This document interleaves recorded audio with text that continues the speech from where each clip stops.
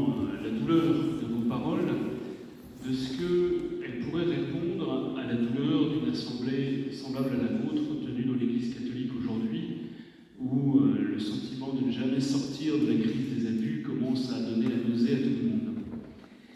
Et je me demandais, en vous écoutant, si nos églises qui sont aujourd'hui humiliées et qui sont aujourd'hui dans la posture plutôt du publicain que du pharisien, est-ce que ce moment-ci peut être un kairos, peut être un moment favorable pour un nouveau dialogue œcuménique sur des nouvelles bases, ou est-ce que le risque est plutôt qu'on se referme les uns sur les autres pour essayer de régler nos problèmes?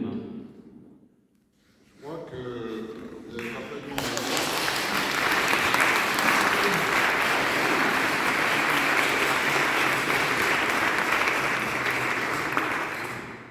Je crois que vous avez parfaitement raison. Encore une fois, nous devons voir les choses en face aussi. C'est la conférence épiscopale de France catholique qui a commandé ce fameux rapport qui s'est révélé si pénible à admettre, n'est-ce pas? Donc il y a eu un effort de vérité. Cet effort de vérité, l'Église catholique en France, elle en a été à l'initiative. À ses dépens, mais elle en a été à l'initiative.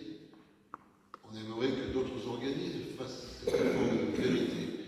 Alors évidemment, dans le monde de fausseté, comme on dit, de fake news qui règne, un monde où on ne sait plus ce qui est vrai, ce qui est faux, etc., bien sûr, même si c'est à un prix très coûteux pour elles, ce sont les églises qui doivent engager un rapport à la vérité qui parfois peut être pénible pour elles. Je suis parfaitement d'accord sur cette démarche et je dis que nous pouvons trouver dans certaines de vos démarches le courage de faire ça.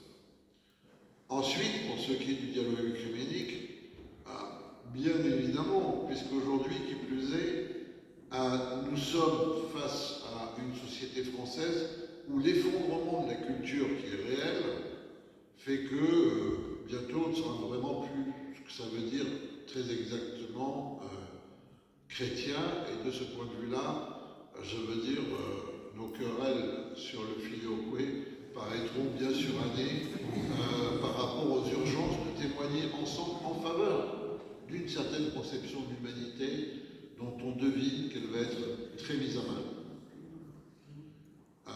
avec les révolutions bioéthiques, un sujet important, avec la tentation qu'on appelle transhumaniste, là, enfin, on voit bien qu'on est sur des mutations qui sont extrêmement, non seulement dangereuses, mais que personne, semble-t-il, ne comprend totalement et surtout ne dirige totalement, on ne sait pas où ça va.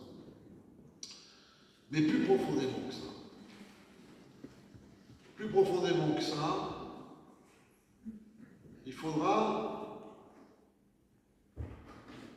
qu'on ait le courage de se poser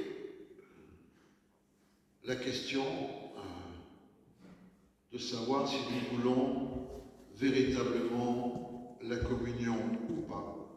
Parce que ça peut être une question, après tant d'années d'œcuménisme au plus haut niveau entre les pontifes, d'œcuménisme entre les théologiens, et d'œcuménisme à la base aussi, qui est peut-être le plus réussi d'ailleurs, n'est-ce pas, puisque cet œcuménisme, qui n'est pas qu'orthodoxe catholique, mais concerne aussi la réforme, fait que dans une région qui est proche de chez moi, de mon pays natal, les Cévennes, aujourd'hui, il arrive qu'il y ait des mariages entre un protestant et une catholique, ou une protestante et un catholique, ce qui était à peu près inimaginable en 1960 quand je suis né, n'est-ce pas, tellement le souvenir est douloureux.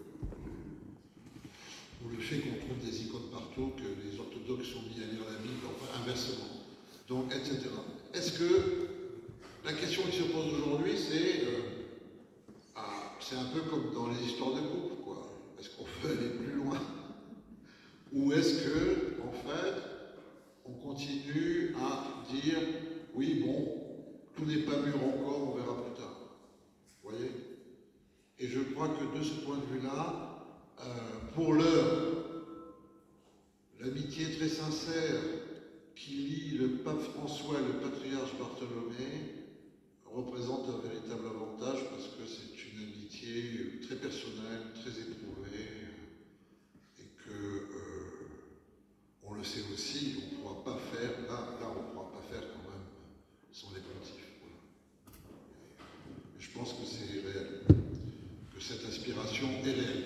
Alors j'ai même dire autre chose, voilà, parce que sociologiquement c'est très intéressant.